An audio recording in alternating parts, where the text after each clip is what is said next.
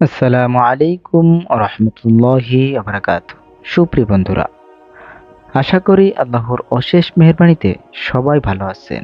সুপ্রিয় বন্ধুরা, জান্নাত মুমিনের চিরস্থায়ী নিবাস। ভিডিওটি খুবই তথ্যবহুল এবং গুরুত্বপূর্ণ। ভিডিওটি না টেনে ভিডিওটিতে একটি লাইক দিয়ে সম্পূর্ণ ভিডিওটি শোনার অনুরোধ রইল। আশা করি ভিডিওটির মাধ্যমে সবাই উপকৃত হবেন। একজন মুমিনের প্রকৃত সফলতা হলো আল্লাহর সন্তুষ্টি অর্জন এবং জান্নাত লাভ করা। যে তা অর্জন করতে পারবে সেই সফল। পবিত্র কুরআনে আল্লাহ ইরশাদ করেন, প্রত্যেক প্রাণী মৃত্যুর স্বাদ অসাধন করবে এবং তোমাদের সকলকে কিয়ামতের দিন তোমাদের কর্মের পূর্ণ প্রতিদান দেওয়া হবে। তখন যাকে জাহান্নাম থেকে দূরে সরিয়ে জান্নাতে প্রবেশ করানো হবে সেই প্রকৃত অর্থে সফল কাম। এই পার্থিব জীবন তো প্রতারণার উপকরণ ছাড়া কিছুই নয়। সূরা আলে ইমরান, আয়াত নাম্বার 185। জান্নাত মুমিনের চিরসুখ এবং অনাবিল শান্তির ঠিকানা। পরম অরাধ্য কাঙ্ক্ষিত স্থানও বটে। প্রতিটি মুসলিম জান্নাত কামনা করে। জান্নাত লাভে আল্লাহর কাছে দোয়া ও প্রত্যাশা করে। সেই কাঙ্ক্ষিত জান্নাত কেমন হবে, সেখানে কি কি নিয়ামত থাকবে, প্রতিটি মুমিন হৃদয়ে সে কৌতূহল রয়েছে। মহান আল্লাহ তাআলা পবিত্র কুরআনে এবং রাসূলুল্লাহ সাল্লাল্লাহু আলাইহি সাল্লাম বিভিন্ন হাদিসে তা বর্ণনা করেছেন। তবে সেসব বর্ণনা বান্দাদের বোঝানোর জন্য মাত্র না হয় জান্নাতের নিয়ামতের প্রকৃত চিত্র কোনো মানুষ দুনিয়া থেকে অনুধাবন করতে পারে না। সুপ্রিয় বন্ধুরা, জান্নাতের ধারাবাহিক নিয়ামত রাজির বর্ণনা ভিডিওতে তুলে ধরা হলো। জান্নাতের নিয়ামত হবে অদ্বিতীয়, কল্পনাতীত। জান্নাতে আল্লাহ তাআলা মুমিনদের জন্য অসংখ্য নিয়ামত রাজি প্রস্তুত করে রেখেছেন, যেগুলো অদ্বিতীয় ও কল্পনাতীত। প্রকৃত অর্থে দুনিয়া থেকে যে সকল নিয়ামতের উপলব্ধি করা সম্ভব নয়।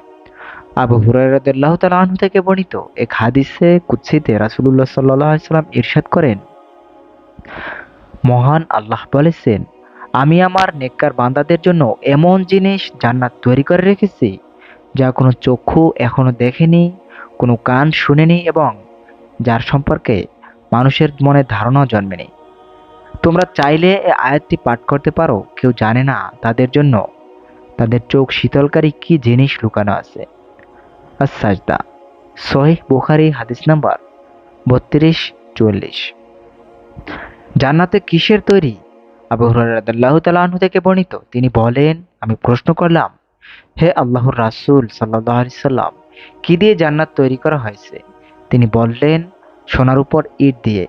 একটি রূপার ইট, তারপর একটি সোনার ইট, এভাবে গাঁথা হয়েছে।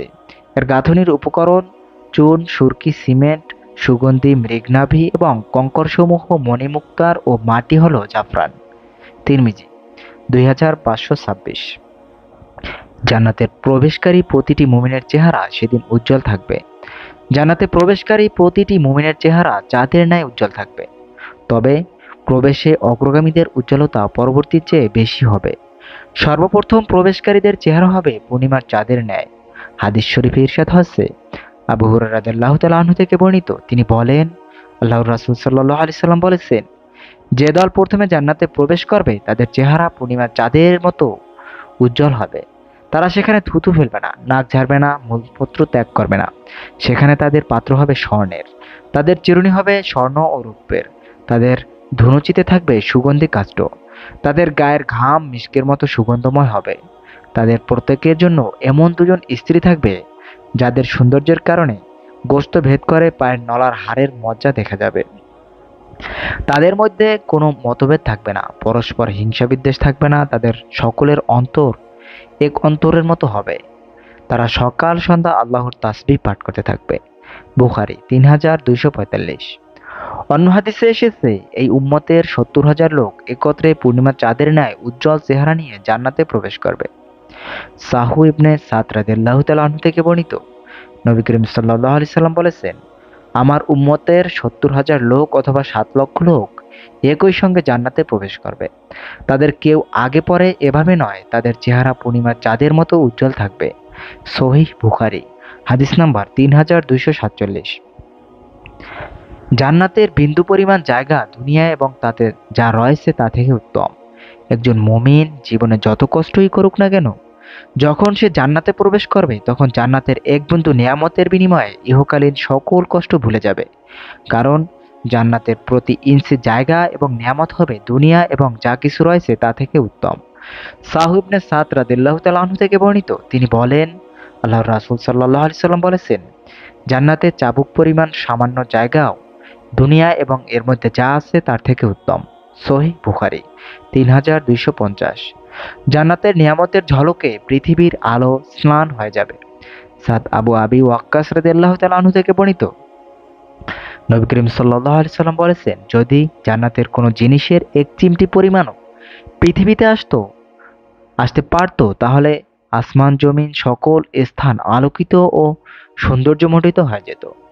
কোনো জান্নাতি যদি দুনিয়াতে উকি দিত এবং তার হস্তালঙ্কার প্রকাশিত হয়ে পড়তো তাহলে তা সূর্যের আলোকে নিস্তেজ করে দিত, যেভাবে সূর্যের আলো নক্ষত্রসমূহের আলোকে নিস্তেজ করে দেয়। তিরমিজি 2538। জান্নাতীদের প্রতি আল্লাহর চিরস্থায়ী সন্তুষ্টি প্রকাশ। একজন মুমিনের মূল উদ্দেশ্য হলো আল্লাহর সন্তুষ্টি অর্জন করা। সে সন্তুষ্টি অর্জনের আল্লাহর বিধান পালন ও ইবাদত করা হয়। জান্নাতে প্রবেশ করার পর মহান আল্লাহ তাআলা জান্নাতীদের প্রতি চিরস্থায়ী সন্তুষ্টি প্রকাশ করবেন। হযরত আবু সাঈদ খুদরি রাদিয়াল্লাহু তাআলা আনহু সূত্রে নবী করিম সাল্লাল্লাহু আলাইহি সাল্লাম থেকে বর্ণিত, তিনি বলেন, জান্নাতি লোকদের মধ্যে লক্ষ্য করে আল্লাহ তাআলা বলবেন, হে জান্নাতীগণ। তারা বলবে, হে আমাদের প্রতিপালক, আপনা আপনার নিকটে উপস্থিত আছি, সমস্ত কল্যাণ আপনারই হাতে। অতঃপর তিনি বলবেন, তোমরা কি সন্তুষ্ট?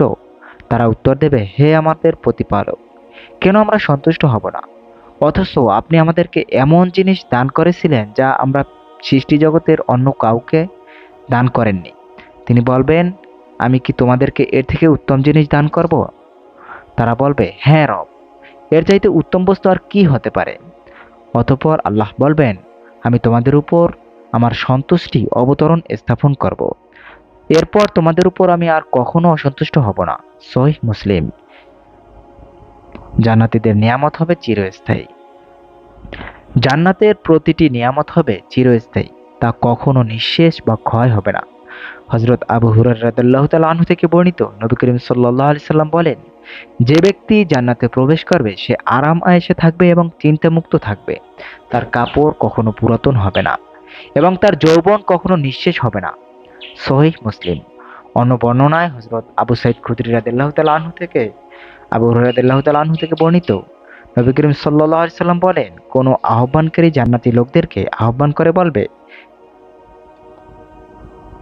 এখানে সর্বদা তোমরা সুস্থ থাকবে আর কখনো অসুস্থ হবে না।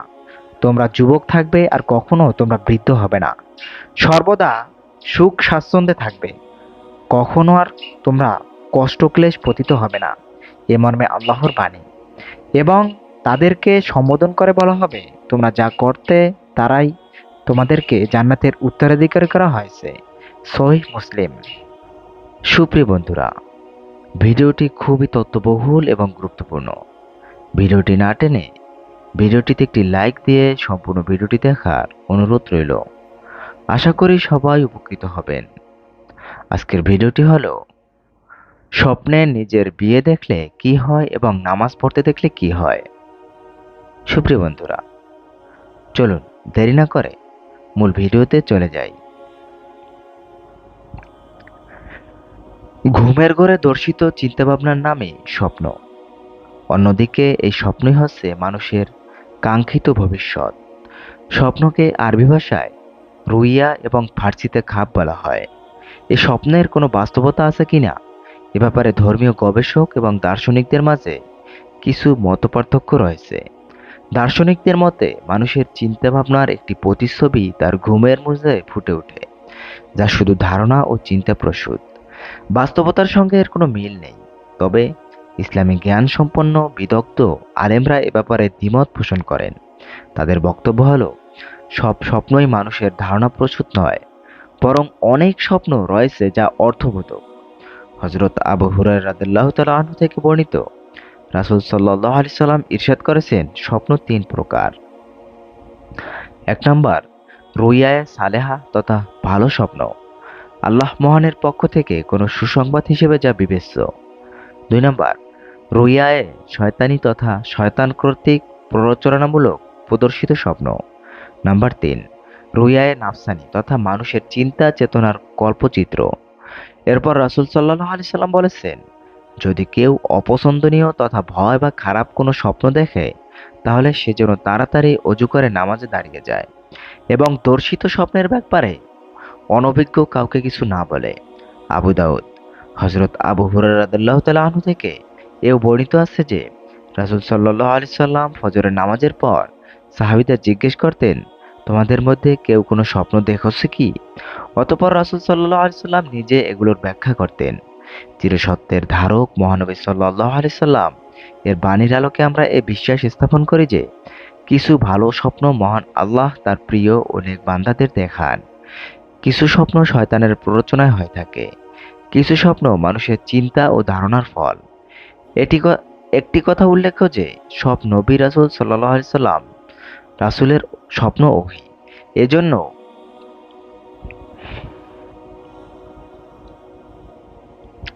স্বপ্নযোগে অদিষ্ট হয়ে হযরত ইব্রাহিম আলাইহিস সালাম এর পুত্র কোরবানিতে প্রস্তুতি জরুরি ছিল, আবার সঠিকই ছিল। অন্য কোনো ব্যক্তি এ জাতীয় কোনো স্বপ্ন দেখলে তার জন্য এভাবে কোরবানি করতে উদ্যত হওয়া সম্পূর্ণ হারাম। তবে স্বপ্নের ব্যাপারে সবচেয়ে গুরুত্বপূর্ণ কথা হলো স্বপ্ন কাউকে না বলা। স্বপ্ন ব্যাখ্যা খুবই কঠিন এবং জ্ঞানতাত্ত্বিক একটি বিষয়। যে কেউ ইচ্ছা করলেই এই কাজটি করতে পারেন না, তাই এ ব্যাপারে সতর্ক থাকা উচিত। সুপ্রিয় বন্ধুরা, স্বপ্নে নামাজ পড়তে দেখলে কি হয়? নামাজ ফরজ বিধান। আল্লাহর নামাজ ইবাদতের মধ্যে সবচেয়ে গুরুত্বপূর্ণ ইবাদত নামাজ। নামাজ ইসলামের প্রাণ। মুমিন ও কাফেরের মাঝে সবচেয়ে বড় পার্থক্য হলো নামাজ। 5 ওয়াক্ত ফরজ নামাজ ছাড়াও ইসলামের বিধান অনুযায়ী সব নামাজ অতি গুরুত্ব সহকারে আদায় করার কথা বলা হয়েছে। প্রত্যেক ব্যক্তির নামাজ পড়া একান্ত প্রয়োজন। নামাজ না পড়লে আখিরাতে ও দুনিয়ায় প্রচুর ক্ষতির সম্মুখীন হতে হয়। নামাজ কারোর জন্য মাপ নেই। কোনো অবস্থায় নামাজ বাদ দেওয়া জায়েজ নেই। রুগ্ন, খোঁড়া, বধির, অন্ধ, আতুর, বোবা যে যে অবস্থায় আছে সে অবস্থায় নামাজ আদায় করতে হবে। এজন্য অনেক সময় মুমিন নামাজ স্বপ্ন দেখেন। মুমিন ব্যক্তিকে আল্লাহ তাআলা অনেক সময় স্বপ্নের মাধ্যমে সতর্ক করেন। আবার স্বপ্ন কখনো শয়তানের পক্ষ থেকেও হতে পারে। স্বপ্নের মাধ্যমে আল্লাহ বান্দাকে অনেক ধরনের বার্তা দিয়ে থাকেন। স্বপ্নে নামাজ পড়তে দেখলে আপনি যে বিষয়ে মনোযোগী হওয়া দরকার, আপনার যদি নামাজ কাজা হয়ে থাকে আদায় করে নিন। আর যদি নামাজে নিয়মিত না পড়ে থাকেন নিয়মিত আদায় করুন। যদি কেউ নামাজে দাঁড়িয়ে আদায় করতে দেখে তাহলে তার জীবনে রহমত ও সুখ নেমে আসবে। শুয়ে নামাজ পড়তে দেখলে তার মৃত্যু খুব শীঘ্রই হয়ে গেছে। যদিও এক্ষেত্রে মহান আল্লাহ তাআলাই ভালো জানেন। যদি কেউ নামাজ বসে পড়তে দেখে তাহলে সে দ্রুতই রোগাক্রান্ত হতে পারে। যদি কেউ পূর্ব দিকে ফিরে নামাজ আদায় করতে দেখে তাহলে তার উপর যদি হজ ফরজ হয়ে থাকে তাহলে হজ করে নেওয়া উত্তম। যদি পশ্চিম দিকে কেউ নামাজ পড়তে দেখে তাহলে ধর্মের দিক দিয়ে সে উদাসীন হয়ে আছে, তাকে সতর্ক করা হচ্ছে। যদি নামাজ কোনো বড় জামাতের সঙ্গে পড়তে থাকে তাহলে তার নিকট আল্লাহর রহমত অবিরত পড়তে থাকবে। আর যদি নিজেই ইমামতি করতে দেখে তাহলে জাতীয় নেতৃত্ব লাভ করার সম্ভাবনা রয়েছে। এসব ব্যাখ্যাই হলো সম্ভাবনাময় ব্যাখ্যা। এসব বিষয়ে সুনিশ্চিতভাবে একমাত্র আল্লাহই বলতে পারেন। স্বপ্ন 2 ধরনের। বিখ্যাত হাদিস বিশারদ ইবনে হাজার আসকালানী রহমাতুল্লাহ আলাইহি বলেন, মানুষ যত স্বপ্ন দেখে তা মূলত 2 ধরনের হয়ে থাকে: সত্য স্বপ্ন, অসত্য স্বপ্ন। সত্য স্বপ্ন নবীদের ও তাদের অনুসারী নেককার লোকদের স্বপ্ন। দ্বিতীয় প্রকার হলো মিশ্র ধরনের মিথ্যা স্বপ্ন, যা কোনো ব্যাপারে সতর্ক করে, যেমন শয়তানের খেলা, তা দিয়ে কাউকে ভারাক্রান্ত করে তোলে। ফলে সে দেখে তার মাথা কেটে ফেলা হয়েছে, সে যেই মাথা কাটার অনুসরণ করেছে, অথবা যে এমন কোনো সংকটে পড়েছে যা থেকে উদ্ধার পাওয়ার জন্য কোনো সাহায্যকারী পাচ্ছে না, কিংবা সে দেখলো যে ফেরেশতারা তাকে কোনো হারাম কাজ করতে বলছে, অথবা এসব বিষয়ে যা সাধারণত অর্থহীন। এসব অর্থহীন স্বপ্ন আল্লাহ তাআলা ভালো স্বপ্ন দেখান। সত্য ও ভালো স্বপ্ন দেখলে আল্লাহর পক্ষ থেকে মনে করা এবং আল্লাহর শুকরিয়া আদায় করা। আর মন্দ স্বপ্ন দেখলে শয়তান থেকে আল্লাহর কাছে প্রার্থনা করা।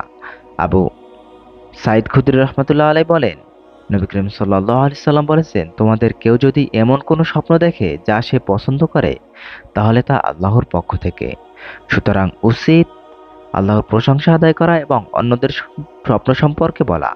কিন্তু সে যদি স্বপ্ন দেখে যে সে অপছন্দ করে, তা শয়তানের পক্ষ থেকে। সুতরাং তার উচিত এর ক্ষতি থেকে আল্লাহর কাছে আশ্রয় চাওয়া এবং কাউকে স্বপ্ন সম্পর্কে না বলা। এমন করলে তার কোনো ক্ষতি হবে না। নবীজি যেভাবে স্বপ্ন কথা বলতেন, রাসূল সাল্লাল্লাহু আলাইহি সাল্লাম ফজরের পর সাহাবায়ে কেরাম থেকে স্বপ্ন শুনতেন, তার তাবির বা ব্যাখ্যা বর্ণনা করতেন। কেউ স্বপ্নের ব্যাখ্যা বা তাবির জানতে চাইলে তার জন্য স্বপ্ন বলার উত্তম সময় এটি, কেননা এতে স্বপ্ন দেখা ও বলার মাঝে সময়ের ব্যবধান কম থাকে, ফলে ভুল হওয়ার আশঙ্কা কম থাকে। স্বপ্নে নিজের বিয়ে দেখলে কি হয়? বিয়ে অসাধারণ এক মানবিক বন্ধন। বিয়ে জীবনের অনুষঙ্গ। বিয়েময় জীবনে মানুষকে অবৈধ কাজে লিপ্ত হওয়া থেকে বাঁচায়।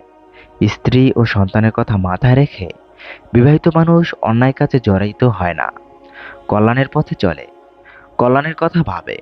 জীবনে মানুষ অনেক কিছু নিয়েই স্বপ্ন দেখে। সুপ্রিয় বন্ধুরা, স্বপ্ন বিভিন্ন ধরনের হতে পারে। বিখ্যাত হাদিস বিশারদ ইবনে আসকালীন রহমতুল্লাহ আলাই বলেন, মানুষ যত স্বপ্ন দেখে তা মূলত দুই ধরনের হয়ে থাকে। ভালো স্বপ্ন আল্লাহর পক্ষ থেকে, আর খারাপ স্বপ্ন শয়তানের পক্ষ থেকে।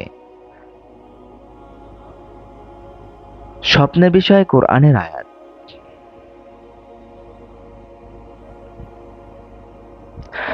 আল্লাহ নবী হযরত ইউসুফ আলাইহিস সালামকে আল্লাহ তাআলা স্বপ্ন দেখিয়েছেন। কোরআনে আল্লাহ বলেন, স্মরণ করো ইউসুফ তার পিতাকে বলেছিল, হে আমার পিতা, আমি তো দেখেছি 11টি নক্ষত্র, সূর্য ও চন্দ্র। আমি দেখলাম তারা আমাকে সিজদা করছে। তিনি বলেন, হে আমার বৎস, তোমার স্বপ্ন বৃত্তান্ত তোমার ভাইদের কাছে প্রকাশ করো না। পবিত্র কুরআনে মিশরের অধিপতি স্বপ্ন ও তার ব্যাখ্যাকে অত্যন্ত সুন্দরভাবে স্থাপন করা হয়েছে। আল্লাহ তাআলা বলেন, মিশরের অধিপতি বলেছিল, আমি দেখেছি 7টি মোটা গাভী, যাদের 7টি ছিন্নকায় গাভী খেয়ে ফেলল, এবং 7টি সবুজ শস্যের শীষ ও 7টি শুষ্ক। হে প্রধানরা, যদি তোমরা আমার স্বপ্নের ব্যাখ্যা করতে পারো তবে স্বপ্নের তাৎপর্য বলো। স্বপ্নে নিজের বিয়ে দেখলে কি হয়? কেউ কেউ বলেন, স্বপ্নে নিজের বিয়ে দেখলে তার আর্থিক অবস্থার পরিবর্তন হতে পারে, অতি দ্রুত সম্পদশালী হয়ে উঠতে পারেন। কোনো কোনো সময় অবিবাহিত লোক যে বিয়ে করার চিন্তা করে, বিয়ে করার আশঙ্কা করে, তাহলে হতে পারে এটা তার চিন্তা ভাবনারই রিফ্লেকশন। কেননা যা চিন্তা করা হয় কখনো কখনো তার স্বপ্নেও চলে আসে। এর আরেকটি তাবির হলো, আল্লাহর হুকুমে সে অতি শীঘ্রই বিয়ে করবে। এটা তো হলো যে অবিবাহিত তার স্বপ্নের ব্যাখ্যা। আর যে ব্যক্তি আগেই বিয়ে করেছে, সে যদি বিয়ে স্বপ্ন দেখে, সেক্ষেত্রে পুরুষ ও মহিলার স্বপ্নের মধ্যে পার্থক্য আছে। যদি কোনো বিবাহিত পুরুষ স্বপ্ন দেখে যে তার বিয়ে হচ্ছে, তাহলে এর ব্যাখ্যা হলো তার সার্বিক অবস্থা উন্নত হবে, তার ব্যবসা, চাকরি, কাজ কারবার উন্নতি হবে, বিশেষ করে তার খানদান থেকে সে কল্যাণকর লাভ করবে।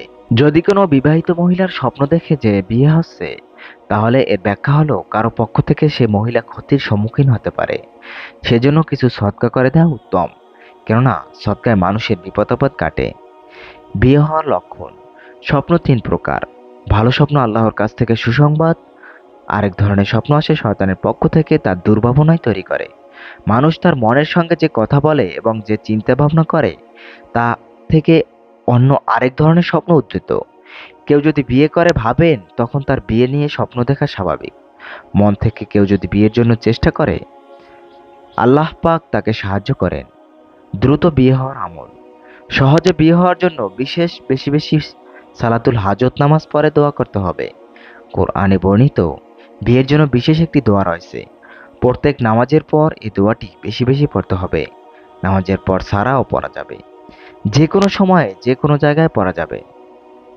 দোয়াটি হলো, রব্বানা হাবলানা মিন আজওয়াজিনা ওয়া যুররিয়াতিনা কুররাতা আইয়ুন ওয়াজআলনা মিন মুত্তাকিনা ইমামা। হে আমাদের রব, আমাদের জন্য এমন স্ত্রী ও সন্তান সন্ততি দান করো যারা আমাদের চোখ শীতলকারী হবে। আমাদের আল্লাহ বিরুদ্ধের জন্য আদর্শ করুন। সূরা ফুরকান আয়াত নম্বর ৭৪। স্বপ্নে নিজের বিয়ে আলোচনা দেখলে কি হয়? স্বপ্নে নিজের বিয়ের আলোচনা দেখলে আপনি যদি বিবাহিত হন তাহলে আপনার দাম্পত্য জীবনে গুরুত্ব দেওয়া উচিত, আর অবিবাহিত হলে আপনার বিয়ে করার জন্য চেষ্টা করা উচিত। মহান আল্লাহ রব্বুল আলামিন সবাইকে সঠিক বুঝ দান করুন। সুপ্রিয় বন্ধুরা, খোদাদ্রোহী ফ্রাউনের মৃত্যু কিভাবে হয়েছিল, এই ভিডিওটি সেই তথ্য নিয়েই। ভিডিওটি খুবই তথ্যবহুল এবং গুরুত্বপূর্ণ। ভিডিওটি না টেনে ভিডিওটিতে একটি লাইক দিয়ে সম্পূর্ণ ভিডিওটি দেখার অনুরোধ রইল। আশা করি ভিডিওটির মাধ্যমে অনেক কিছু জানতে পারবেন। পৃথিবীতে অত্যাচারী ও খোদাদ্রোহী শাসকদের একজন ছিল ফেরাউন। অত্যাচারের দৃষ্টান্ত ও উদাহরণ টানতে গেলেই মানুষের মুখে চলে আসে ফেরাউনের নাম। ফেরাউন শুধু অত্যাচারী শাসকই ছিল না, সে নিজেকে খোদা দাবি করত। আল্লাহর পরিবর্তে মানুষকে তার ইবাদত ও পূজা করতে বলতো। ফেরাউনের সীমালঙ্ঘন, এ বিষয়ে পবিত্র কুরআনে আল্লাহ তাআলা বলেন, হে মূসা, ফেরাউনের নিকট যাও, সে তো সীমালঙ্ঘন করেছে, এবং তাকে বলো, তোমার কি আত্মশুদ্ধির কোনো আগ্রহ আছে? আর আমি কি তোমাকে তোমার প্রতিপালকের পথ দেখাবো, ফলে তুমি তাকে ভয় করবে? অতঃপর সে তাকে মহা নিদর্শন দেখালো, কিন্তু সে মিথ্যা জ্ঞান করলো এবং অবাধ্য হলো। অতঃপর সে পিছনে ফিরে প্রতিবিধানে সচেষ্ট হলো। সে সকলকে সম্মত করলো এবং উচ্চস্বরে ঘোষণা করলো আর বলল, আমি তোমাদের সর্বশ্রেষ্ঠ প্রতিপালক। সূরা নাজিয়াত আয়াত নম্বর 17 থেকে 24। আর অন্য আয়াতে আল্লাহ তাআলা বলেন, যদি আমাকে ছাড়া আর কাউকে ইলাহ হিসেবে গ্রহণ করো, আমি তোমাকে কয়েদীদের অন্তর্ভুক্ত করব। সূরা শুআরা আয়াত নম্বর 29। ক্ষমতা টিকিয়ে রাখতে ফ্রাউনের নির্মম নির্যাতন ও শিশু হত্যা। ফ্রাউন তার রাষ্ট্র ও ক্ষমতা টিকিয়ে রাখতে মানুষের উপর নির্মম নির্যাতন চালাতো এবং সে যুগের শিশুদের হত্যা করত। পবিত্র কুরআনে ইরশাদ হয়েছে, ফ্রাউন তার দেশে পরাক্রমশালী হয়েছিল এবং সে দেশবাসীকে বিভিন্ন দলে বিভক্ত করে তাদের একটি দলকে দুর্বল করে দিয়েছিল। সে তাদের পুত্র সন্তানদের হত্যা করত এবং নারীদের জীবিত রাখত। নিশ্চয়ই সে ছিল অনর্থ সৃষ্টিকারী। সূরা কাসাস আয়াত নম্বর 4। পবিত্র কুরআনে 27টি সূরায় সর্বমোট 74 বার ফ্রাউনের কথা উল্লেখ করা হয়েছে এবং খোদাদ্রোহী এই অত্যাচারীর করুণ পরিণতির কথা তুলে ধরা হয়েছে। ইতিহাসে ফ্রাউন, ইতিহাসের বর্ণনা মতে ফেরাউন কোনো ব্যক্তির নাম নয়, এটি তৎকালীন মিশরের সম্রাটদের উপাধি। কিপ্তি বংশীয় এই সম্রাটরা কয়েক শতাব্দীব্যাপী মিশর শাসন করেছেন। এ সময় মিশর সভ্যতা সমৃদ্ধির শীর্ষে পৌঁছে গিয়েছিল। লাশ মমি করা, পিরামিড তৈরি প্রভৃতি তাদের সময়কার বৈজ্ঞানিক উন্নতির প্রমাণ বহন করে। হযরত মূসা আলাইহিসসালামের সময় পরপর দুজন ফ্রাউন ছিল। লুইস গোল্ডিং এর তথ্য অনুযায়ী জালিম ফ্রাউনের নাম ছিল দ্বিতীয় রামেসিস, আর ডুবে মরা ফ্রাউন ছিল তার পুত্র মানেপাতা বা মর্নেপাতা। ফ্রাউনের উজির হামান। হযরত মূসা আলাইহিসসালামের যুগে মিশরের বাদশাহ ফ্রাউন ভীষণ অত্যাচারী ছিল। তার উজির হিসেবে নিযুক্ত ছিল হামান নামক এক ব্যক্তি। এই হামান ফ্রাউনকে দুনিয়ার বাদশাহ হবার স্বপ্ন দেখাতে লাগলো। প্রজারা যাতে নিরেট মূর্খ হয়ে থাকে এবং তাকে খোদা বলে মান্য করে, তার জন্য নানা যুক্তি পরামর্শ দিতে লাগলো। শিক্ষা কার্যক্রম বন্ধ।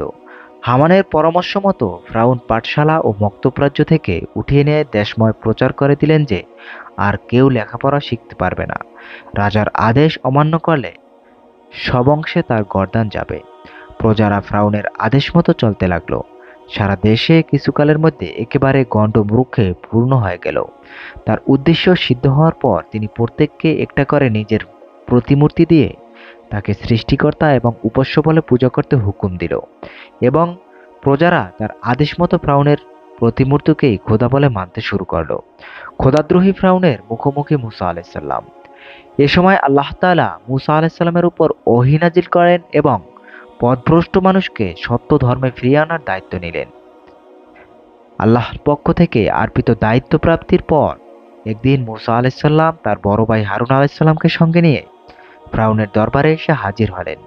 ফ্রাউনকে উদ্দেশ্য করে মূসা আলাইসাল্লাম বললেন, তুমি যে নিজেকে খোদা বলে প্রচার করেছো তা অত্যন্ত অন্যায়। সর্বশক্তিমান আল্লাহ ছাড়া আর কেউ মানবের উপাস্য নেই। আমি আল্লাহর প্রেরিত পয়গম্বর। আল্লাহতে বিশ্বাসীদের উপর ফ্রাউনের নির্যাতন। ফ্রাউন তাকে তাচ্ছিল্য করে তার উপর তার ধর্মে বিশ্বাসীদের বিভিন্নভাবে নির্যাতন চালাতে লাগলো। তার নির্যাতন বেড়ে যাওয়ার পর আল্লাহর হুকুমে মুসা আলাইসাল্লাম তার অনুসারীদের নিয়ে মিশর ছেড়ে যাওয়ার উদ্দেশ্যে রওনা হলেন। পবিত্র কুরআনে বর্ণিত হয়েছে, আমি মুসাকে প্রেরণ করি আমার নিদর্শন ও সুস্পষ্ট সনদ সহ পাঠিয়েছিলাম ফ্রাউন ও তার পরিষদবর্গের কাছে। তবুও তারা ফ্রাউনের জাতি ফ্রাউনের নির্দেশ মতো চলতে থাকে। অথচ ফ্রাউনের কোনো কথা ন্যায়সঙ্গত ছিল না, তার কার্যকলাপ ভালো ছিল না। সূরা হুদ আয়াত নাম্বার ৯৬-৯৭। অন্যত্র বর্ণিত হয়েছে, ফ্রাউন বলল কি, আমি অনুমতি দেওয়ার আগেই তোমরা এই ব্যক্তির প্রতি ঈমান আনলে? নিশ্চয়ই এটা কোনো চক্রান্ত। তোমরা এই শহরে পারস্পরিক যোগসাজশে এই চক্রান্ত করেছো, যাতে তোমরা এর বাসিন্দাদের এখান থেকে বহিষ্কার করতে পারো। আচ্ছা, তোমরা শীঘ্রই এর পরিণাম জানতে পারবে। আমি তোমাদের হাত পা বিপরীত দিক থেকে কেটে ফেলবো, তারপর তোমাদের সবাইকে শুলে চড়াবো। সূরা আরাফ আয়াত নাম্বার ১২৩-১২৪। তাদের চলে যেতে দেখে কুটিল হামান সহ আরো উজিররা ফ্রাউনকে কুপরামর্শ দিতে লাগলো। তাদের কুপরামর্শে ফ্রাউন সৈন্য সামন্ত নিয়ে তাদের পিছনে ধাওয়া করলো। পবিত্র কুরআনে বর্ণিত হয়েছে, ফ্রাউন সম্প্রদায়ের নেতৃবর্গ ফ্রাউনকে বলল, আপনি কি মূসা ও তার সম্প্রদায়কে মুক্ত ছেড়ে দেবেন, যাতে তারা অবাধে পৃথিবীতে বিপর্যয় সৃষ্টি করতে পারে এবং আপনাকে ও আপনার উপাস্যদের বর্জন করতে পারে? সে বলল, আমরা তাদের পুত্রদের হত্যা করব এবং তাদের নারীদেরকে জীবিত রাখব, আর তাদের উপর আমাদের পরিপূর্ণ ক্ষমতা আছে।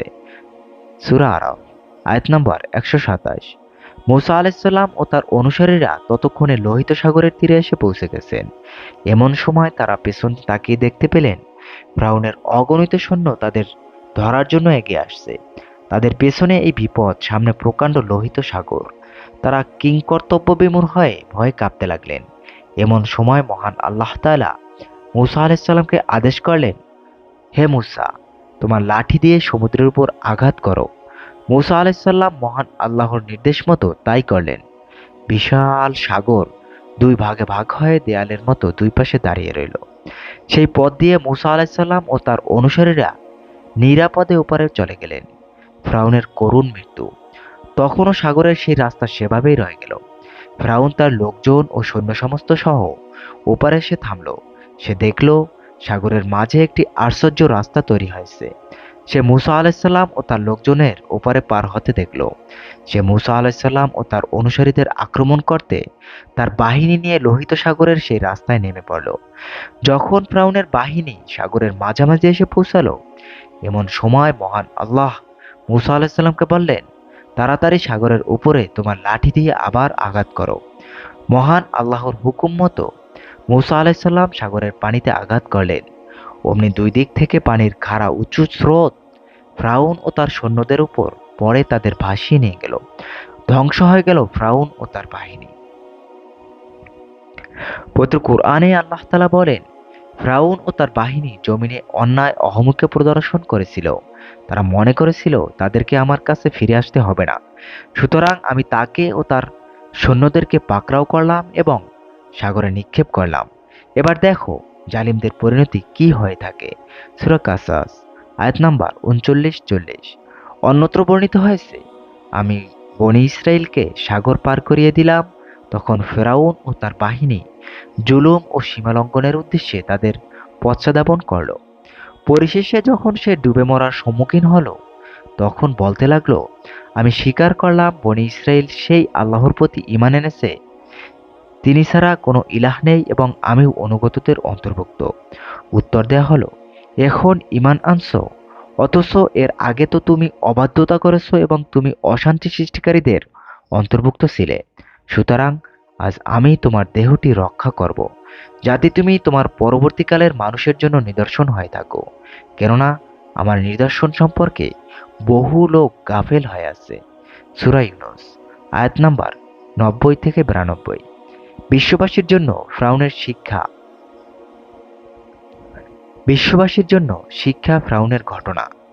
ফ্রাউনের মৃত্যুর বহু বছর পর 1907 সালে তার লাশ আবিষ্কৃত হয়। সিনাই উপদ্বীপের পশ্চিম তীরে জাবালে ফ্রাউন নামে একটি ছোট পাহাড় আছে। এখানেই ফ্রাউনের লাশ সর্বপ্রথম পাওয়া যায় বলে জনশ্রুতি আছে। এনসাইক্লোপিডিয়া অফ ব্রিটানিকার নিবন্ধনে বলা হয়েছে, থেবস নামক স্থানের সমাধি মন্দিরে 1896 সালে একটি স্তম্ভ আবিষ্কৃত হয়। তার লাশ মমি করে মিশরের রাজধানী কায়রোতে নীলনদের অদূরে রয়্যাল মিউজিয়ামে সংরক্ষণ করে রাখা হয়েছে। হজরত হুদ আলাইসাল্লাম। হজরত হুদ আলাইসাল্লামের বংশতালিকা হচ্ছে হুদ ইবনে সালিহ ইবনে আর ফাখজাহ ইবনে শাম ইবনে নূহ আলাইসাল্লাম। মতান্তরে হুদ আলাইসাল্লামের নাম ছিল আবির ইবনে আর ফাখশাহ ইবনে শাম ইবনে নূহ আলাইসাল্লাম। অন্যমতে হুদ ইবনে আবদুল্লাহ ইবনে রাবা ইবনুল জারুদ ইবনে আস ইবনে আউস ইবনে ইরাম ইবনে শাম ইবনে নূহ আলাইসাল্লাম। ইবনে জারির রহমতুল্লাহ আলাই এর মতভেদের কথা উল্লেখ করা হয়েছে। হুদ আলাইসাল্লামের গোত্রের নাম আদ ইবনে আউস ইবনে শাম ইবনে নূহ। কি হয়েছে?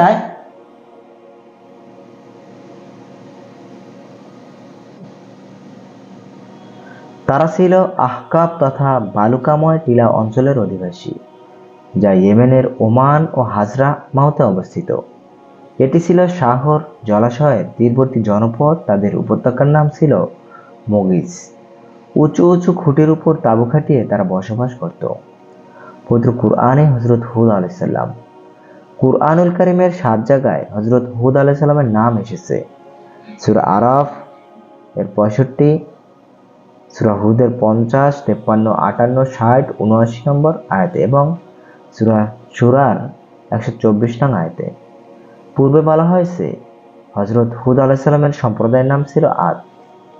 এরা তাদের রাজত্বের জাঁকজমকের দৈহিক শক্তির অহংকারে এতই বিবর্মত্ত ছিল, আল্লাহ তাআলাকে সম্পূর্ণরূপে ভুলতে বসেছিল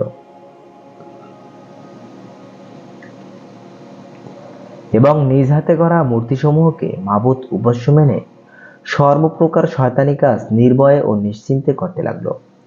হযরত নূহ আলাইহিস সালামের মহাপ্লাবনের পরে আদে উলা সর্বপ্রথম মূর্তি পূজা আরম্ভ করে। তাদের মূর্তি ছিল 3টি: সাদ্দা, সামুদা, হাররা। আল্লাহ তাদের মাঝে হুদ আলাইহিস সালামকে নবী রূপে প্রেরণ করেন। তিনি তাদেরকে আল্লাহর দিকে আহ্বান করেন। সূরা আরাফে নূহ আলাইহিস সালামের ঘটনার শেষে আল্লাহ তাআলা বলেন, আদ জাতির কাছে তাদের ভাই হুদকে পাঠিয়েছিলাম। সে বলেছিল, হে আমার সম্প্রদায়, তোমরা আল্লাহর ইবাদত করো, তিনি ছাড়া তোমাদের অন্য কোনো ইলাহ নেই। তোমরা কি সাবধান হবে না? তার সম্প্রদায়ের কাফের সর্দাররা বলল, আমরা তো দেখছি তুমি নির্বুদ্ধিতায় ডুবে রয়েছো, আর তোমাকে তো আমরা মিথ্যাবাদী মনে করি। সে বলল, হে আমার সম্প্রদায়, আমার মধ্যে কোনো নির্বুদ্ধিতা নেই। আমি তো রাব্বুল আলামিনের প্রেরিত রাসূল।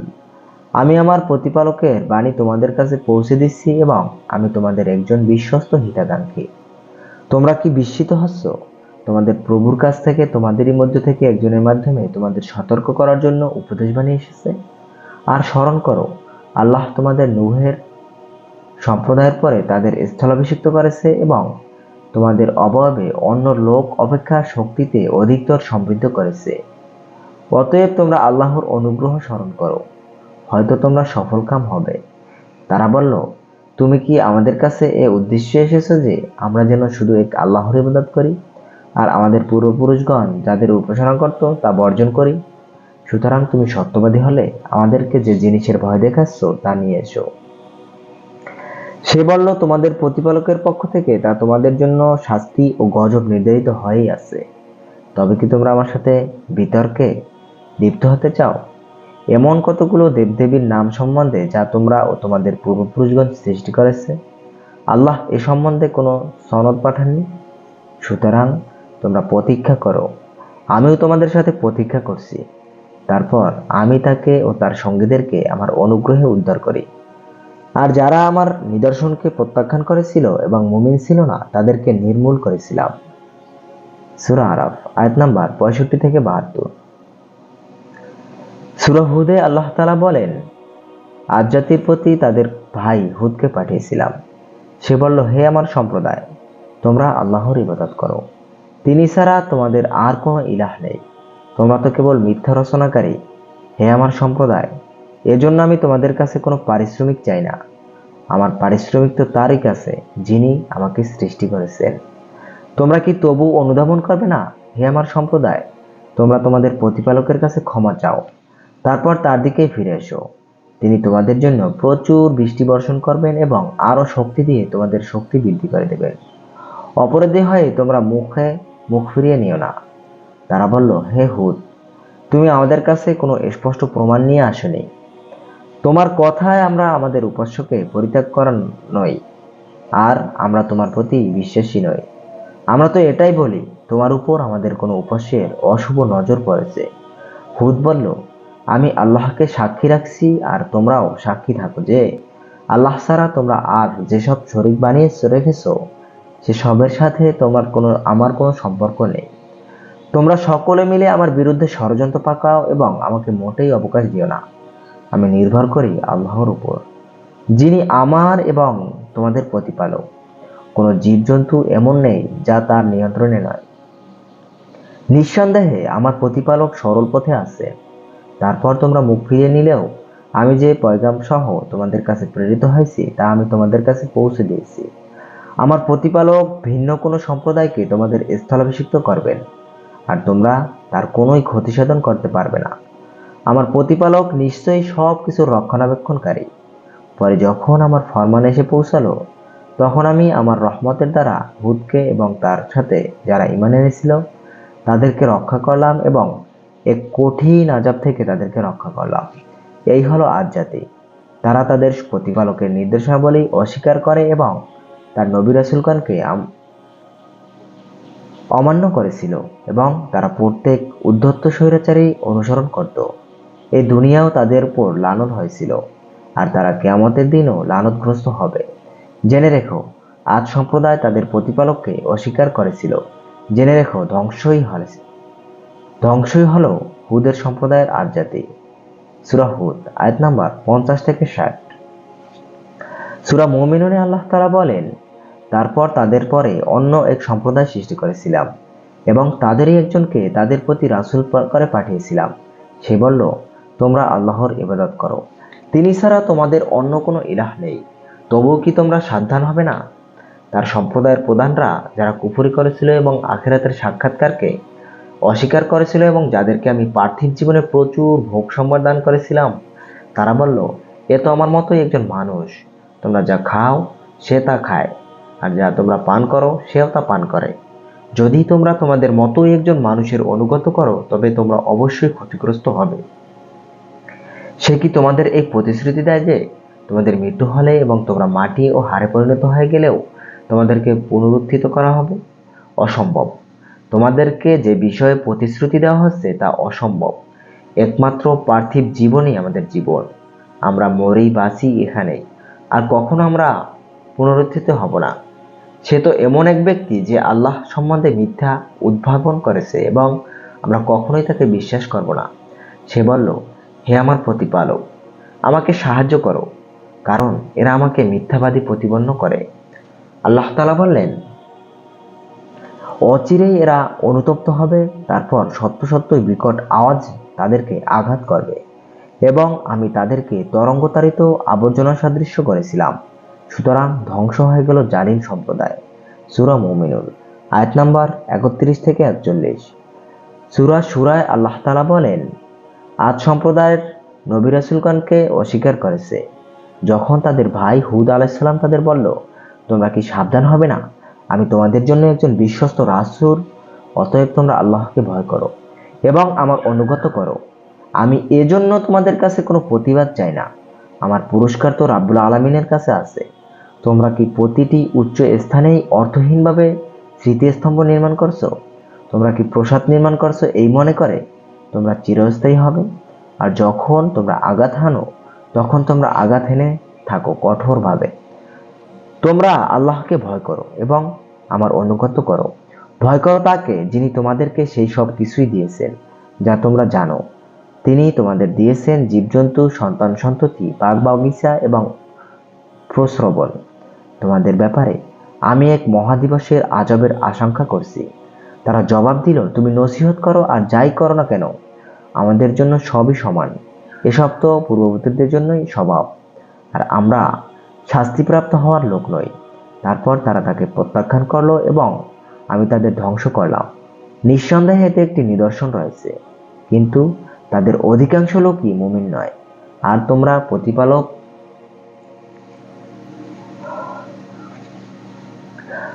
প্রতিপালক যিনি তো প্রবল পরাক্রমশালী এবং পরম দয়ালু। সূরা সূরা সূরা হামিম সিজদায় আল্লাহ তাআলা বলেন, আদ সম্প্রদায়ের ব্যাপার এই, তারা পৃথিবীতে অযথা অহংকার করত এবং বলতো, আমাদের অপেক্ষা অধিক শক্তিশালী আর কে আছে।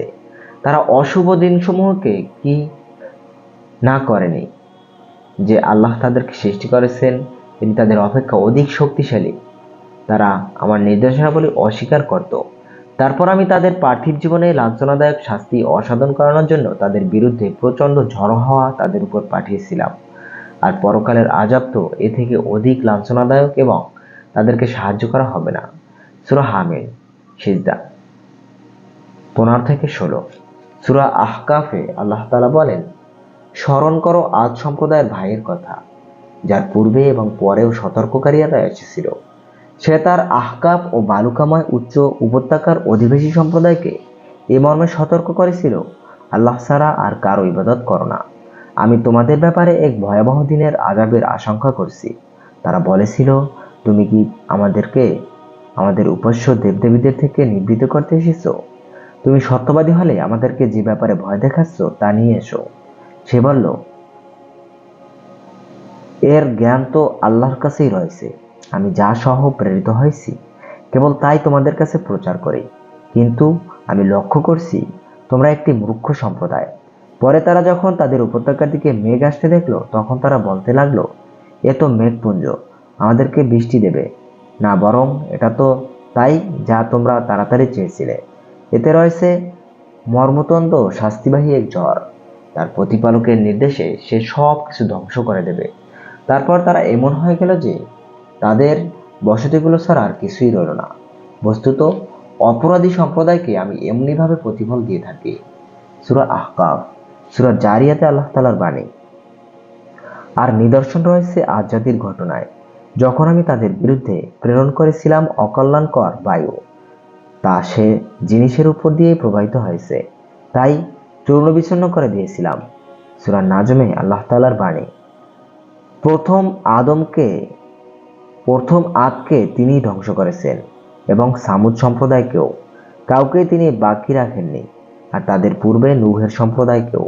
তারা ছিল অতিশয় জালিম ও অবাধ্য। উৎপাটিত আবাসভূমিতে উল্টিয়ে নিক্ষেপ করেছিলেন, ওটাকে আচ্ছন্ন করে নিল কি সর্বগ্রাসী শাস্তি। তবে তুমি তোমার প্রতিপালকের কোন অনুগ্রহ সম্পর্কে সন্দেহ পোষণ করো? সূরা নাজম আয়াত নাম্বার 50-55। সূরা কামারে আল্লাহ তাআলার বাণী। আদ সম্প্রদায়ের সত্য প্রত্যাখ্যাত করেছিল, ফলে কি কঠোর হয়েছিল আমার শাস্তি ও সতর্কবাণী। তাদের উপর আমি প্রেরণ করেছিলাম ঝান্ডা বায়ু নির্বিচ্ছিন্ন দুর্ভোগের দিনে। মানুষকে তা উৎখাত করেছিল উৎসেলিত খেজুর কাণ্ডের মতো। কি কঠোর ছিল আমার শাস্তি ও সতর্কবাণী। কোরআন আমি সহজ করে দিয়েছি উপদেশ গ্রহণের জন্য, অতএব উপদেশ গ্রহণকারী কেউ আছে কি? সূরা নাজম আয়াত নাম্বার 18-22। সূরা আল হাক্কায় আল্লাহ তাআলার বাণী। আর আদ সম্প্রদায় তাদের ধ্বংস করা হয়েছিল এবং এক প্রচণ্ড ঝান্ডা বায়ু দ্বারা, যা তিনি তাদের উপর প্রবাহিত করেছিলেন 7 রাত ও 8 দিন বিরামহীনভাবে। তখন উক্ত সম্প্রদায়কে দেখতে পেয়ে তারা সেখানে লুটিয়ে পড়ে রয়েছে সারশূন্য বিক্ষিপ্ত খেজুর কাণ্ডের মতো। এরপর তাদের কাউকে তুমি বিদ্যমান দেখতে পাওনি। সূরা হাক্কা আয়াত নাম্বার 6-9। সূরা আল ফাজরে আল্লাহ তাআলা বলেন, তুমি কি লক্ষ্য করোনি তোমার প্রতিপালক আদ বংশের ইরাম গোত্রের সাথে কি করেছিলেন, যারা অধিকারী ছিল সুউচ্চ প্রসাদের, যার সমতুল্য কোনো দেশে নির্মিত হয়নি, এবং সামুদের প্রতি, যারা উপত্যকায় পাথর কেটে ঘর নির্মাণ করেছিল এবং বহু সৈন্য শিবিরে অধিপতি ফিরআউনের প্রতি, যারা দেশে সীমা লঙ্ঘন করেছিল এবং সেখানে প্রচুর অশান্তি সৃষ্টি করেছিল। এরপর তোমার প্রতিপালক তাদের উপর শাস্তির কষাঘাত হানলেন। তোমার প্রতিপালক অবশ্যই সতর্ক দৃষ্টি রাখেন। সূরা ফজর আয়াত নাম্বার 7 থেকে 14। কওমে আদ। কওমে আদ সম্পর্কে আলোচনা করার আগে জানা জরুরি, পবিত্র কোরআন মাজিদ কোনো ইতিহাস গ্রন্থ বা তাওরাত গ্রন্থ কওমে আদ সম্বন্ধে আলোকপাত করেনি। সুতরাং এই কওমের আলোচনা কেবল কোরআন মাজিদ দ্বারা করা সম্ভব। কোরআন মাজিদ যেহেতু নিশ্চিত সত্য, তাই তাতে বর্ণিত তথ্যাবলী নিঃসন্দেহে সত্য। এছাড়া অনেক গ্রন্থ তত্ত্ববিদ অনুমান নির্ভর তত্ত্ব পরিবেশন করেছে, যা সন্দেহের ঊর্ধ্বে নয়। কওমে আদ আরব দেশের প্রাচীন গোত্র, প্রাচীন কিংবা শামের সঙ্গে সম্পর্কিত সম্প্রদায়। বিশেষ শক্তি পরাক্রমশালী একটি দলের নাম। প্রাচীন ইতিহাসের কোনো ইউরোপীয় ইতিহাস আদকে একটি কাল্পনিক কাহিনী বলে মনে করে। তাদের এ বিশ্বাস সম্পূর্ণ ভুল এবং আলিক কল্পনা ছাড়া আর কিছুই নয়। কেননা নতুন গবেষণায় সর্বসম্মত সিদ্ধান্ত এরূপ, আরবের আদিবাসীরা সংখ্যাধিক্য এবং বহু গোষ্ঠী হিসেবে এবং মহৎ ও জাকালো দলরূপে বিদ্যমান ছিল। এরা আরব দেশ হতে বের হয়ে সিরিয়া, মিশর, বাবেলের দিকে অগ্রসর হয়ে সেখানে শক্তিশালী রাজত্বের ভিত্তি স্থাপন করেছিল। পার্থক্য শুধু এতটুকু, আরবরা এ সমস্ত অধিবাসীগণকে উমামে বায়দা বা ধ্বংসপ্রাপ্ত সম্প্রদায় কিংবা আরবে আবেরা বা খাঁটি আরব বলত, আর এদের বিভিন্ন গোত্র বা দলকে আদ, সামুদ, তাসাম এবং জাদিস নামে আখ্যায়িত করত। কুরআন মাজিদে এদের বলা হয়েছে প্রথম আদ, যার দ্বারা একথা পরিষ্কার হয়ে যায় আরবের প্রাচীন আদিবাসীরা শামের বংশধর এবং প্রথম আদ। এটা একই মূল বস্তুর দুটি নাম। আদ সম্প্রদায়ের জমানা। অনুমান করা হয় আদ সম্প্রদায়ের যুগ ছিল হযরত ঈসা আলাইহিস সালামের প্রায় 2000 বছর আগে। আর কুরআন মাজিদে আদ সম্প্রদায়কে নূহের সম্প্রদায়ের পরে বলে উল্লেখ করা হয়। তাই আদ সম্প্রদায়কে নূহ আলাইহিস সালামের পরবর্তী সম্প্রদায়গুলোর অন্যতম গণ্য করা হয়েছে। এ হতেও প্রমাণিত হয় সিরিয়া অঞ্চলের দ্বিতীয়বার আবাদ হওয়ার পরে উমামে সামিয়ার তথা সামের বংশধরের উন্নতি আদ সম্প্রদায়ের হতে আরম্ভ হয়। আদ সম্প্রদায়ের বাসস্থান। আদ সম্প্রদায়ের কেন্দ্রস্থল আহকাফ অঞ্চল। এই অঞ্চলটি হাজরামাউতের উত্তরে অবস্থিত। বর্তমানে এখানে বালুকা স্তূপ ছাড়া আর কিছুই নেই। আর কোনো ঐতিহাসিক বলেন তাদের বসতি আরবের সর্বোৎকৃষ্ট অংশ হাজরামাউত ও ইয়েমেনে পারস্য সাগরের তীরে ইরাকের সীমান্ত পর্যন্ত বিস্তৃত ছিল। ইয়েমেন ছিল তাদের রাজধানী। কওমে আদের ধর্ম। আদ সম্প্রদায় ছিল মূর্তি পূজক। তাদের পূর্ববর্তী নূহ আলাইহিস সালামের কওমের মতো মূর্তি পূজা এবং মূর্তি নির্মাণের কাজে তারা ছিল অভিজ্ঞ ও বিচক্ষণ। প্রাচীন ঐতিহাসিকগণের মতে কোনো বিশেষজ্ঞ বলেন এদের বাতিল মাবুদগুলো নূহ আলাইহিস সালামের কওমের বাতিল মাবুদগুলোর মতো ওয়াদ, সুওয়া, ইয়াগুস এবং নাসরি ছিল। হযরত আব্দুল্লাহ ইবনে আব্বাস রাদিয়াল্লাহু তাআলা আনহু থেকে একটি রিওয়ায়াত বর্ণিত আছে তাদের একটি মূর্তির নাম ছিল সামুদ এবং অন্য একটি নাম ছিল হাতার। আদ সম্প্রদায়ের ধ্বংস। আদ সম্প্রদায়ের ধ্বংসের ব্যাপারে মুফাসসিরিনে কিরাম অন্যান্য লেখকগণ ইমাম মুহাম্মদ ইবনে ইসহাক জাসসারের বর্ণিত একটি ঘটনা উল্লেখ করেছেন। ঘটনাটি হলো হুদ আলাইহিস সালামের কওমের লোকেরা ঈমান গ্রহণে অস্বীকৃতি জানিয়ে যখন কুফরের উপর দৃঢ় হতে থাকলো, তখন আল্লাহ একাধারে 3 বছর পর্যন্ত তাদের উপর বৃষ্টিপাত বন্ধ রাখেন। ফলে তারা দুর্ভিক্ষে পতিত হয়। ওই সময়ের নিয়ম ছিল যখন দুর্ভিক্ষ দেখা দিত তখন তারা মুক্তির জন্য আল্লাহর দরবারে দোয়া করত এবং তা করা হতো আল্লাহর ঘরের কাছে হারাম শরীফে। সে যুগের মানুষের কাছে এটা ছিল একটি সুবিদিত রেওয়াজ। তখন সেখানে আমালিক জাতি বাস করত। আমালিকরা হলো আমালিক ইবনে লাওস ইবনে শাম ইবনে নূহ আলাইহিস সালামের বংশধর। সেকালে তাদের সর্দার ছিল মুয়াবিয়া ইবনে বকর। মুয়াবিয়ার মা ছিলেন আদ গোত্রের। তার নাম ছিল জালহাবাব ইবনে খায়বরী। আদ সম্প্রদায়ের লোকেরা প্রায় 70 জনের একটি দলকে বৃষ্টির জন্য দোয়া করা এবং হারাম শরীফে পাঠায়। তারা মক্কায় উপকণ্ঠে মুয়াবিয়া ইবনে বকরের বাড়িতে গিয়ে ওঠে। মুয়াবিয়াও তাদের মেহমানদারি করে। তারা সেখানে 1 মাস অবস্থান করে। সেখানে তারা মদ পান করত আর মুয়াবিয়ার 2 গায়িকার গান শুনত। নিজেদের দেশ থেকে মুয়াবিয়ার কাছে যেতে তাদের 1 মাস সময় লেগেছিল। তাদের এই দীর্ঘদিন অবস্থানের ফলে আপন লোকদের দুর্গতির কথা ভেবে মুয়াবিয়ার মনে করুণা হয়, অথচ তাদের ফিরে যাওয়ার ব্যাপারে তিনি সংকোচ বোধ করেন। তাই তিনি একটি কবিতা রচনা করে তাদের দেন এবং গানের মাধ্যমে তা শোনাবার জন্য গায়িকাদের নির্দেশ দেন। কবিতাটিতে তিনি আদ জাতির খরাজনিত দুর্ব্যবস্থার বর্ণনা দিয়ে প্রতিনিধি দলকে তাদের দায়িত্ব পালনে ব্যর্থতার জন্য অভিযুক্ত করেন এবং তাদেরকে তাদের দায়িত্ব পালনে উৎসাহিত করেন। তখন দলের সবাই তাদের আগমনের উদ্দেশ্য সম্পর্কে সচেতন হলো। সুতরাং সকলে হারাম শরীফে গিয়ে উপস্থিত হলো এবং গোত্রের লোকেরা দোয়া করতে লাগলো। দোয়া পরিচালনা করলেন কায়লা ইবনে আনাস। তখন আল্লাহ সাদা, লাল ও কালো 3 ধরনের মেঘ সৃষ্টি করলেন। পরে আকাশ থেকে একটি ঘোষণা শোনা গেল, কায়লা, এই মেঘগুলোর মধ্য থেকে যে কোনো একটি তোমার নিজের এবং তোমার গোত্রের লোকদের জন্য বেছে নাও। কায়লা বলল, আমি কালোটা বেছে নিলাম, কেননা কালো মেঘে বৃষ্টি বেশি হয়। পুনরায় গাইবী আওয়াজে তাকে জানানো হলো, তুমি ছাইভম্ব পছন্দ করেছো, ধ্বংসটাই বাছাই করে নিয়েছো। এ মেঘ আদ গোত্রের কাউকেই রেহাই দেবে না, পিতা পুত্র কাউকেই ছাড়বে না। এটা বনু লুদিয়া ছাড়া সবাইকে ধ্বংস করবে। বনু লুদিয়া আদ গোত্রেরই একটি শাখা। এরা মক্কায় বসবাস করত। তারা এই আযাবের আওতায় পড়েনি। মুহাম্মদ ইবনে ইসহাক বলেন, দ্বিতীয় আদ বা সামুদ জাতি এদেরই বংশধর। তারপর কায়লা ইবনে আনাস যে কালো মেঘটি পছন্দ করেছিল, আল্লাহ তা আদ গোত্রের দিকে প্রেরণ করেন। মেঘ মুকিস নামক উপত্যকায় পৌঁছালে তা লোকদের দৃষ্টিগোচর হয়। মেঘ দেখেই তারা একে অপরকে আনন্দবার্তা পৌঁছাতে থাকে, এই তো মেঘ এসে গেছে, এখনই বৃষ্টি হবে। আল্লাহ তাআলা বলেন, বরং এটা তো তাই যা তোমরা তাড়াতাড়ি চেয়েছিলে। এটা একটা ঝান্ডা, এর মধ্যে আছে মর্মন্তস্থ শাস্তি, আর প্রতিপালকের নির্দেশে তা সব কিছুকে ধ্বংস করে ফেলবে। সূরা আহকাফ, আয়াত নাম্বার 24 থেকে 25। অর্থাৎ যেসব জিনিসকে ধ্বংস করার নির্দেশ আসবে তা সেসব জিনিসকেই ধ্বংস করবে। এই মেঘ যে আসলে একটা ঝড় এবং তার মধ্যে শাস্তি লুকিয়ে আছে, তা সর্বপ্রথম ফাহদ নাম্নী আদগোত্রীয় এক মহিলার চোখে ধরা পড়ে। তা স্পষ্টভাবে দেখতে পেয়ে সে চিৎকার করে বেহুশ হয়ে পড়ে। চেতনা ফিরে আসার পর লোকজন বলল, ফাহদ, তুমি কি দেখেছিলে? সে বলল, দেখলাম একটা ঝন্ডা বায়ু, তার মধ্যে যেন অগ্নিশিখা জ্বলছে, তার অগ্রভাগে কয়েকজন লোক তা ধরে টেনে আনছে। তারপর আল্লাহ তাআলা তাদের উপর যে আযাব একটানা 7 রাত ও 8 দিন পর্যন্ত অব্যাহত রাখেন, চিরদিনের জন্য তারা সমূলে ধ্বংস হয়ে যায়। তাদের একজন লোকও অবশিষ্ট থাকেনি। হুদ আলাইহিস সালাম মুমিনদের সঙ্গে নিয়ে একটি প্রাচীর বেষ্টিত স্থানে চলে যান। এই ঝড়ের আঘাত তাদের স্পর্শ করেনি, বরং সে বাতাসের স্পর্শে তাদের ত্বক আরো কোমলতা লাভ করে এবং তাদের মনে স্ফূর্তি আসে।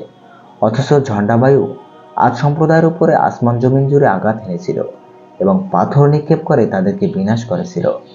ইবনে ইসহাক রহমাতুল্লাহ আলাইহি এই ঘটনা বিশদভাবে বর্ণনা করেছেন। হযরত হুদ আলাইহিস সালামের ওফাত। আরববাসী হযরত হুদ আলাইহিস সালামের ওফাত এবং তার কবর সম্বন্ধে বিভিন্ন প্রকারের দাবি করে থাকে। হাজরামাউতের অধিবাসীরা দাবি করে, আদ সম্প্রদায় বিধ্বস্ত অবস্থায় হওয়ার পর তিনি হাজরামাউতের দিকে হিজরত করতে চলে আসেন এবং সেখানেই তার ইন্তেকাল হয়। আর ওয়াজিয়া বারহুতের কাছে হাজরামাউতের পূর্বাংশে তারিম শহরের প্রায় 2 মাইলের কথা তাকে দাফন করা হয়। হযরত আলী রাদিয়াল্লাহু তাআলা আনহু থেকে এক রেওয়াতে আছে তার কবর হাজরামাউতে কাসিরে আহমার অর্থাৎ লাল টিলার চূড়ায় অবস্থিত এবং তার শিয়রে একটি ঝাউগাছ দণ্ডায়মান। ফিলিস্তিনবাসীরা বলেন তিনি ফিলিস্তিনে সমাহিত হয়েছেন। তারা সেখানে তার কবর পাকা করে রেখেছেন এবং সেখানে বার্ষিক ওরসও করে থাকে। কিন্তু এ রেওয়াতগুলোর মধ্যে হাজরামাউতের রেওয়াতটি শুদ্ধ বলে ধারণা করা হয়, কেননা কমে আদের বস্তিগুলো হাজরামাউতের কাছে ছিল। সুতরাং স্থানীয়দের ভাষ্যমতে বোঝা যায়, আদ সম্প্রদায় ধ্বংসের পর হযরত হুদ আলাইহিস সালামের কাছের বস্তিগুলোতেই অবস্থান করে থাকবেন এবং সেখানেই ইহকাল ত্যাগ করে থাকবেন, আর তা হাজরামাউতি। উপদেশমূলক দৃষ্টান্ত, যে ব্যক্তি আদ সম্প্রদায়ের ঘটনা শুনবে, তার চোখের সামনে এমন একটি সত্তার কল্পনা এসে যাবে, যিনি গম্ভীর্য ও দৃঢ়তার এক মূর্তি প্রতীক এবং তার চেহারার মুবারকে ভদ্রতা সুস্পষ্ট। তিনি যা কিছু বলেন তা পূর্বেই ওজন করে নেন, পরিণাম ভালো না মন্দ হবে তা চিন্তা করে নেন এবং কওমের কঠোর ও কর্কশ ব্যবহার, ঠাট্টা বিদ্রূপের জবাব ধৈর্যের সঙ্গে প্রদান করেন। অকপটতা ও নেকনিয়ত তার ললাট হতে স্পষ্টরূপে প্রতীয়মান হয়। অথচ তার কওম তাকে বলল, নিঃসন্দেহে আমরা তোমাকে নির্বোধ দেখছি এবং নিঃসন্দেহে আমরা তোমাকে মিথ্যাবাদীদের মধ্যে গণ্য করছি। কিন্তু হযরত হুদ আলাইহিস সালাম তাদেরকে ভারী দরদ মাখা জবাবে দিলেন, হে আমার কওম, আমি নির্বোধ নই, বরং আমি রাব্বুল আলামিনের কাছ থেকে প্রেরিত রাসূল। তোমাদের কাছে আমার রবের পয়গাম পৌঁছে দিচ্ছি এবং আমি তোমাদের জন্য একজন বিশ্বস্ত হিতেধারী। সুতরাং বোঝা যাচ্ছে, আল্লাহ পাকের মনোনীত বান্দা যখন কারো কল্যাণ কামনা করেন এবং বাঁকা পথের পথিকদের সরল পথে আনার জন্য উপদেশ প্রদান করেন, তখন তার অন্তর্দৃষ্টি নির্বোধ লোকদের অন্তরহীন উক্তি, ঠাট্টা বিদ্রুপ এবং হীন প্রতিপন্ন করার কোনো পরোয়া করে না। অন্তরে ব্যথা ও দুঃখ নিয়ে সত্য প্রচার করে মুখ ফিরিয়ে নেন না, বরং চরিত্র মাধুর্য, নম্রতা ও দয়ার সঙ্গে আধ্যাত্মিক রোগীদের চিকিৎসায় মগ্ন থাকেন। সঙ্গে সঙ্গে তারা তাদের এই নসিহত ও কল্যাণ কামনার জন্য কওমের কাছ থেকে কোনো বিনিময়ের প্রত্যাশা করেন না। তাই বলে তার জীবনে এই পারিশ্রমিক শূন্য কিংবা বদলা শূন্য নয়, যেমন কুরআনে বর্ণিত হয়েছে। আর আমি তোমাদের কাছে এই নসিহতের জন্য কোনো বিনিময় চাই না, আমার বিনিময় তো কেবল আল্লাহ পাকের দায়িত্বেই রয়েছে। হযরত নূহ আলাইহিস সালাম বড় মহব্বতের সঙ্গে আপন কওমকে আল্লাহ পাকের একত্ববাদের প্রতি ঈমান আনার প্রতি উৎসাহ দিয়েছিলেন। তাদেরকে স্মরণ করিয়ে দিয়েছেন চিরস্থায়ী নিয়ামতসমূহের কথা এবং প্রতিশ্রুতি দিয়েছেন ভবিষ্যতের জন্য। কিন্তু হতভাগ্য কওম কোনো প্রকারেই তার কথা মেনে নিল না। এর কারণ হলো তাদের মূর্খতা সুলভ আকীদা, অর্থাৎ পূর্বপুরুষদের রসম রেওয়াজ, তাদের নিজ হাতে গড়া মূর্তিসমূহের বিরুদ্ধে যে ব্যক্তি আওয়াজ তুলবে সেই উক্ত মূর্তিসমূহের অভিশাপে পতিত হবে। এই মূর্খ আকীদা পোষণকারী প্রত্যেক সম্প্রদায়ের ব্যবহারই তাদের কাছে প্রেরিত নবী ও রাসূল আলাইহিস সালামের সঙ্গে এরূপ হয়েছে। সকল নবী রাসূলগণের একটি উত্তম আদর্শ রীতি ছিল, তাবলীগ এবং সত্য প্রচারের পথে যত মন্দ ব্যবহারই আসুক না কেন, তার বদলা সর্বোত্তম ব্যবহার দ্বারা দেওয়া ও কর্কশ ও কঠোর কথার উত্তর মধুর বাণী দ্বারা প্রদান। তারা স্বজাতিকে অবিরত পাপাচার করে দিতেন। পাপাচার ও অবাধ্যতার উপর আল্লাহর বিধান এবং ভবিষ্যতের ভয়াবহ পরিণামের ব্যাপারে সতর্ক করে দিতেন। অনবরত দাওয়াত ও তাবলীগের পরও কোনো সম্প্রদায় যখন চূড়ান্তভাবে অবাধ্যতা ও হঠকারিতা প্রদর্শন করে, তখন তাদের উপর পতিত হয় আল্লাহর ক্রোধ ও গজব। ধরাপৃষ্ঠ থেকে তাদের অস্তিত্ব মুছে যায়, অন্য কোনো সম্প্রদায়কে তাদের স্থলাভিষিক্ত করে দেয়। যেমন হযরত নূহ আলাইহিস সালাম ও হযরত হুদ আলাইহিস সালামের সম্প্রদায়ের ঘটনায় এর বাস্তব উপদেশমূলক দৃষ্টান্ত। আল্লাহ তাআলা আমাদেরকে তার অবাধ্যতার ক্রোধ থেকে রক্ষা করুন, আমিন। হযরত হুদ আলাইহিস সালাম সম্পর্কে কিছু তথ্য। হযরত হুদ আলাইহিস সালাম আজ থেকে ৬০০০ বছর পূর্বে জন্মগ্রহণ করেন, যার জন্মস্থানের বর্তমান নাম আহকাব বা উবার নগরী। হযরত হুদ আলাইহিস সালাম আদ জাতির সর্বাপেক্ষা সম্মানিত শাখা খোলদ এর একজন ছিলেন। তিনি সাদা লাল বর্ণের এবং গম্ভীর প্রকৃতির ছিলেন। তার দাড়ি সুদীর্ঘ ছিল। তার কবর হাজরামাউসের কাসিরে আহমার অর্থাৎ লাল টিলার চূড়ান্ত অবস্থিত। তিনি নূহ আলাইহিস সালামের পুত্র শামের বংশধর। বনি আদ গোত্রের আল্লাহর পথে দ্বীনের দাওয়াত দেন। আদ জাতির রাজধানী ছিল ইয়েমেন। বনি আদ গোত্রকে আমালিকা সম্প্রদায় বলা হয়। আদ শব্দের অর্থ উচ্চ। সময়ের স্বৈরাচারী বাদশাহ সাদ্দাতকে তিনি দ্বীনের দাওয়াত দিয়েছিলেন। এই জালিম বাদশাহ সাদ্দাতই ইয়েমেন প্রদেশে বেহেশত তৈরি করেছিল।